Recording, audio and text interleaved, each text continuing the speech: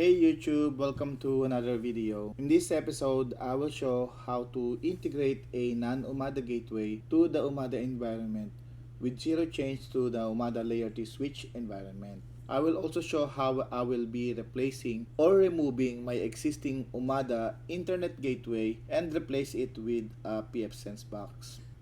I already have a guide with the same concept, but it's based on using TL-WR841 and device. And I have read some requests to create a similar guide, but this time using pfSense. The main idea is the same, and the steps usually varies based on manufacturer, make, and model.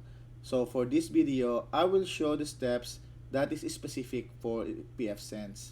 Before I jump to the configuration, I will show the current physical connectivity as well as go through the current configuration to make the steps more understandable.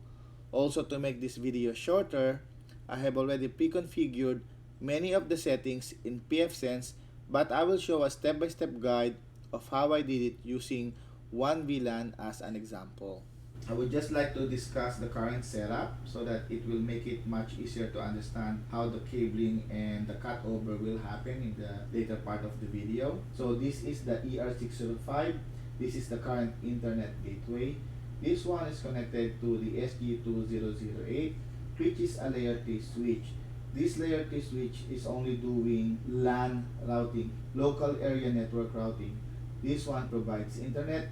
This one provides inter-VLAN routing to all of the workstations. The SG2008 is a layer 2 switch and it has LAG, LACP uplink towards 3 access switches. The first one is the SG3428, the second one is the SG3428X, and the third one is the SG2210MP. This white cable is actually my local area network uplink. It's already connected to the SG2008. The wide area network is also connected, but the cabling here is blue.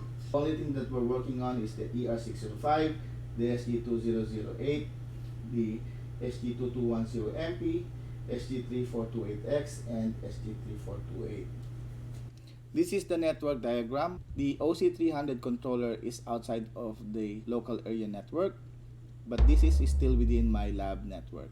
The ER605 is the current gateway. It provides the internet for the whole network. The SG2008 is the layer 2 switch. This is the local area network router that provides inter-VLAN routing across all the VLANs. The pfSense box is an out-of-the-box device. Other than the pre-configured settings that I set up, this is an out-of-the-box setup.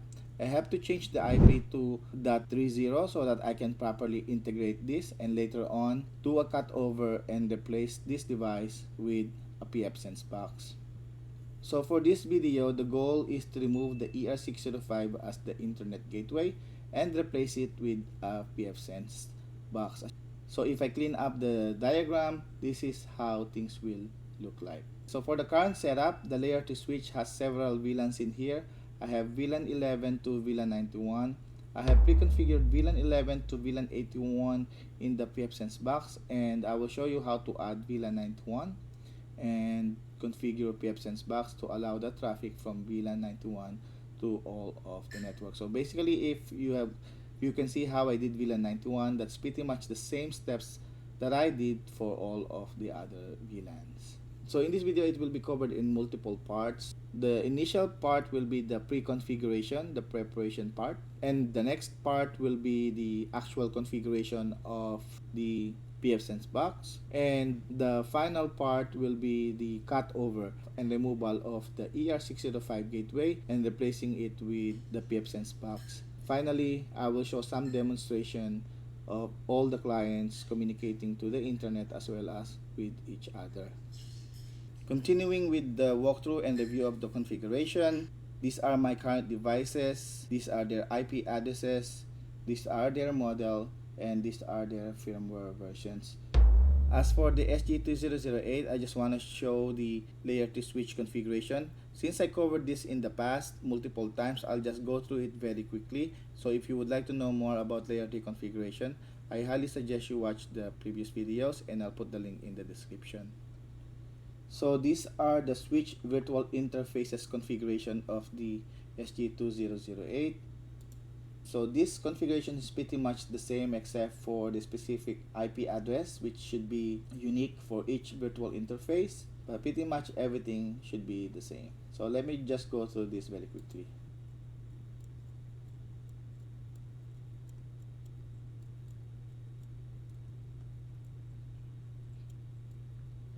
For the internet, currently I have dual WAN setup for the ER605, but since my pfSense box only have two physical interfaces, I only have one wide area network or internet uplink and one local area network uplink. This is the VLAN configuration. I'll just go through this very quickly because I covered this many times in the past. So if you would like to learn more about layer 2 switching, I highly suggest you watch my previous videos. So as you can see here, I only have one VLAN that is defined as a VLAN interface, which is the admin VLAN. All the rest of the VLANs are defined as layer 2 broadcast only VLANs. So I will just go through this very quickly.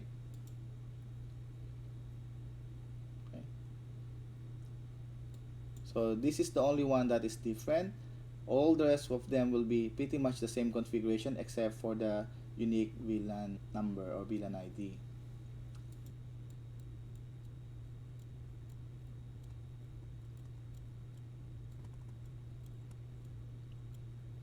For the profiles, I don't really have any custom profile in this particular configuration. All of these are default profiles created by the system.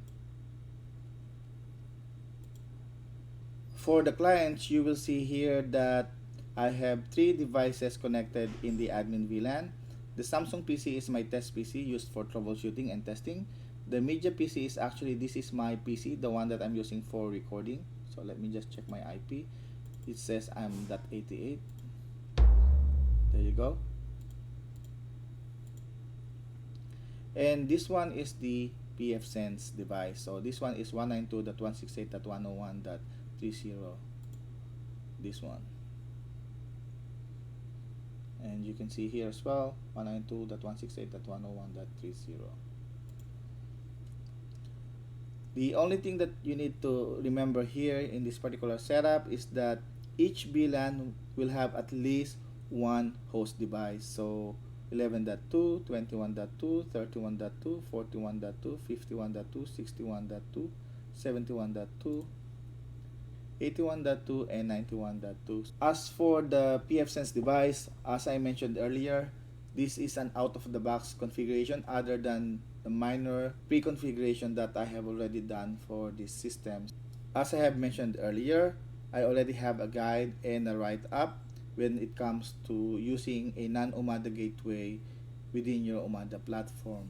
So this is that write-up. So you can use this as a reference, but the major change will be this particular step because this one is going to vary based on vendor, device, make, and model. You still have to do the prerequisite. As I mentioned, this is a major part of your preparation. You have to make sure that you go through this, and I would like to do this optional step to begin our configuration step. The reason why I have it optional is because the proper step should be assigning a static IP for your network devices, especially for your layer 2 switch, because your route should point to an IP that never changes. Let's just start with that. Let's go do that and start the configuration with the optional but actually a required step. So these are my devices and these are their respective IP addresses. You can see here the MAC address and their respective IP. I already captured all those information. I will have to use this information to prepare my pfSense. Since this is a firewall, you need to make sure that your firewall rules is allowing that particular traffic. So go to firewall and then go to rules. I don't have any one rule. I don't have any floating rule. However, I have one rule that I have added in here, which is the allow all. It's really up to you what type of firewall rule you want to apply, but for demonstration purposes, I don't want to block any traffic to make sure that the communication between the layer 2 switch in Umada and any other switches and any other host will not be hindered because of any firewall rules. So go to system, go to advanced, and go to networking, and make sure that you select this DHCP server. I never really change any other settings in here. I just selected this and hit save, and that's pretty much it for the Kia DHCP.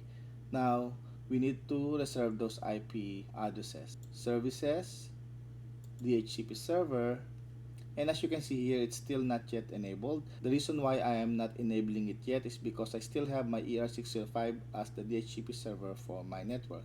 So right now it's not yet enabled, so that's fine. I have already added some of the devices in here, and now I'm going to show you how to add a new device. I'm going to add the last device in here. This one is 100, 101, and 102.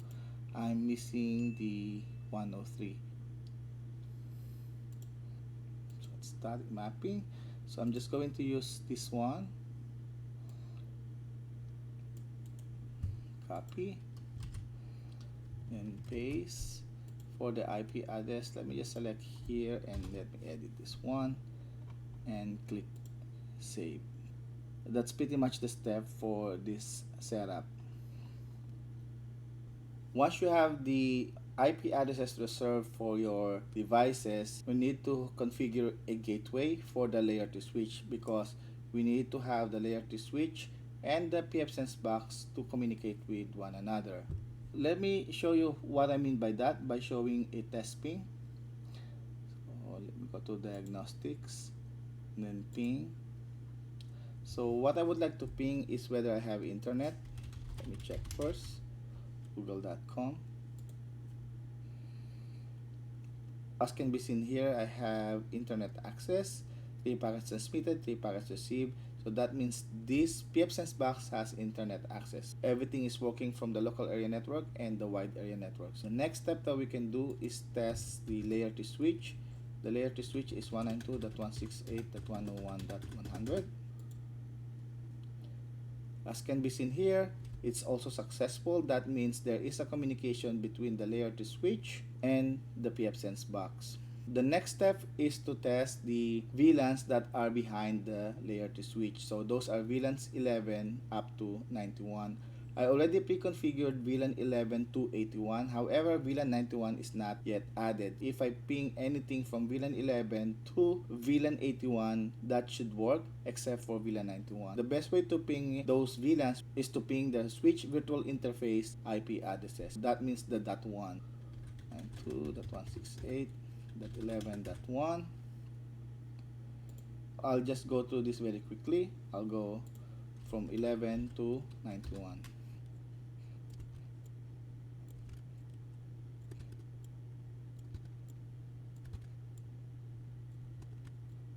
I ping already from VLAN 11 to VLAN 81. Now I'm going to ping VLAN 91. This one should fail.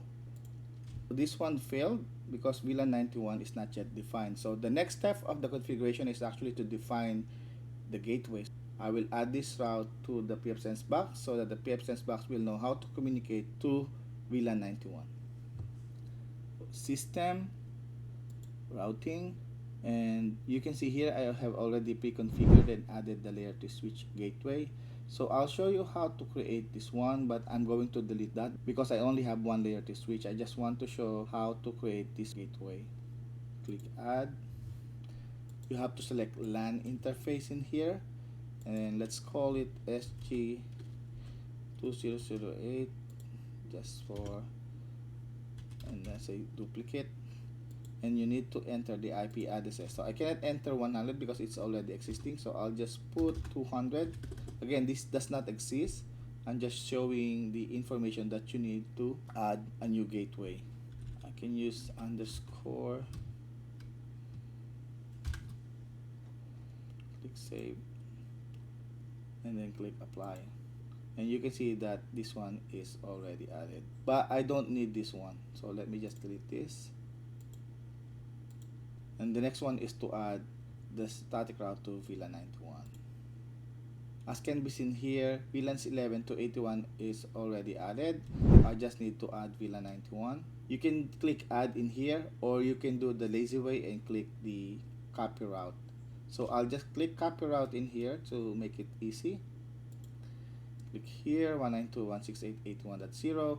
Make sure the subnet mask is correct, I'll just edit this one and say 91. It's going to be the same gateway, so there's nothing else I need to do in here. Click save. Let me add it manually.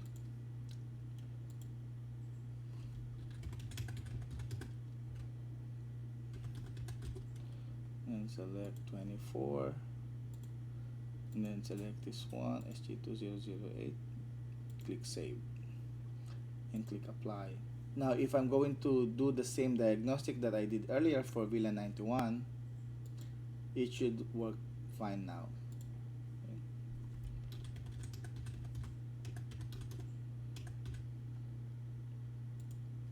And there you go, VLAN 91 is now active. That's pretty much the configuration for the routing and for the gateway. Now that we have tested all the VLANs and the communications, I'm ready to do the cutover.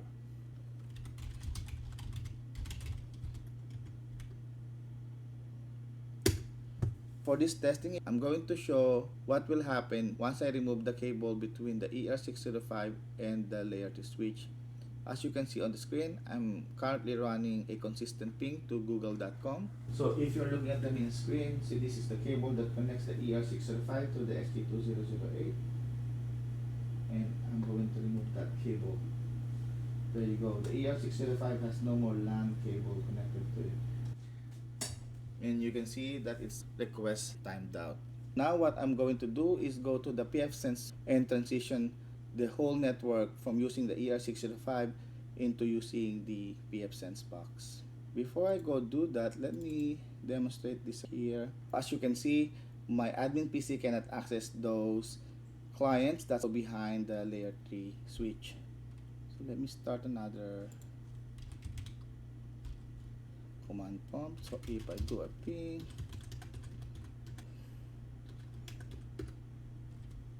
I cannot reach all those SVIs. However, since my PC and the pfSense box resides in the same admin VLAN, I should be able to still access that console.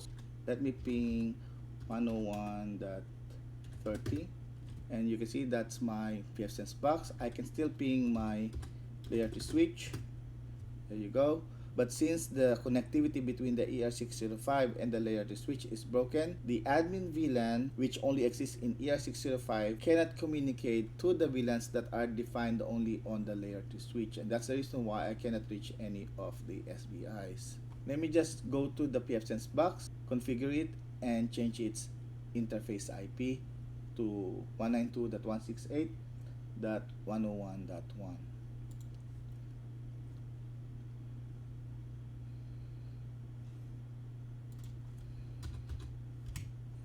Click save, click apply change. This page will not refresh anymore, and the main reason for that is because, as you can see here, the IP address is saying 192.168.101.30. That's not my IP anymore because I already changed it to 101.1. So what I can do is open a new page, paste that one, and log in here.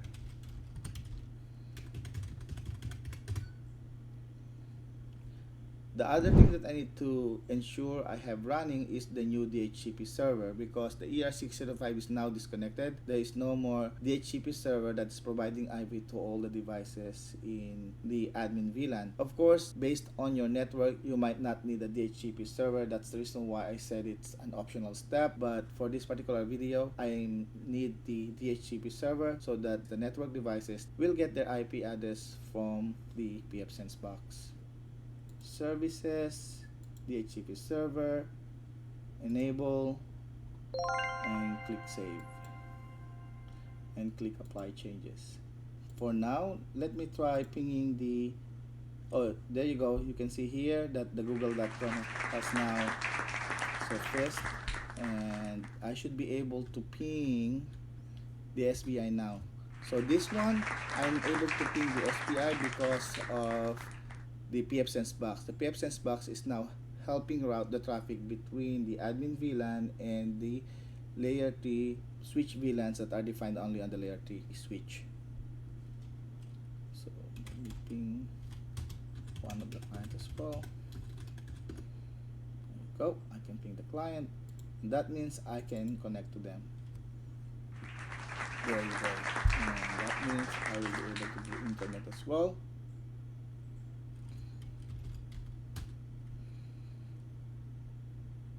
And there you go. You can do internet.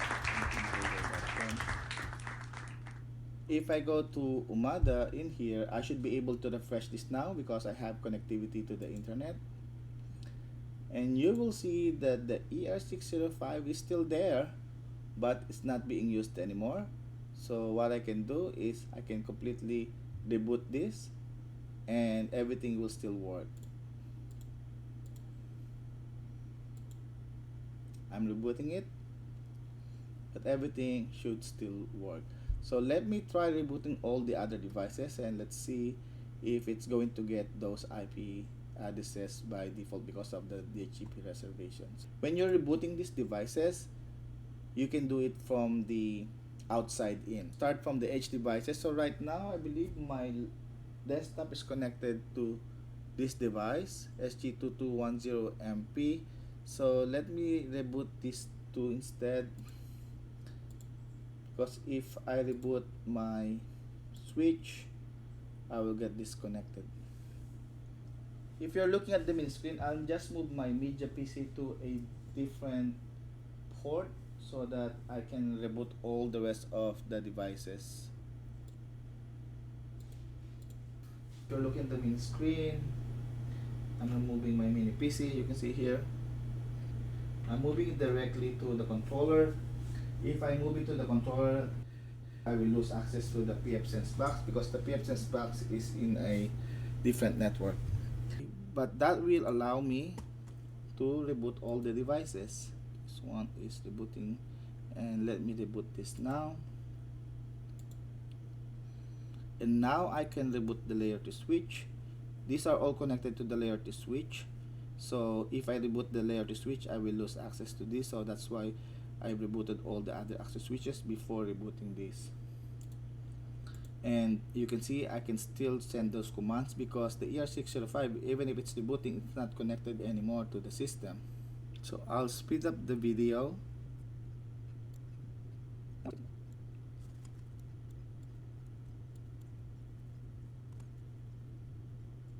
You can see here the ER605 is not connected and the rest of the devices are still rebooting. Just for kicks, I'm going to forget this device. I'll just remove this one so that you can fully appreciate the removal of the device as if you have done this in your own network. So you can see the ER605 is now gone, but still the rest of the devices are still here. And let me put my PC back to my VLAN so that I can show the pfSense and the rest of the network as well. There you go. I removed it, and I'm just going to connect it to the SG2210MP port 8. Go. Still doesn't say that I have internet. Oh, there you go. I have internet. And let's see. Let's try that again. So I got 81 IP. So let me go back to my pfSense box and let's see related status. And there you go. You can see that the 81 is being used by my media PC, and the Samsung PC is now using the .80. You can see that this one is active and online. So you can see here I'm still connected to my devices in here. Let's try the 91.2. Ping google.com. I can ping google.com.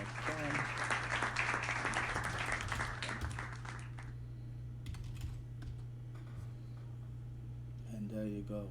Now my setup is like this. So we have achieved this goal. I have replaced my ER605 with the pfSense box, the layer 2 switch VLANs. We never made any changes whatsoever on the Umada platform. The only thing that we have changed is the removal of the ER605.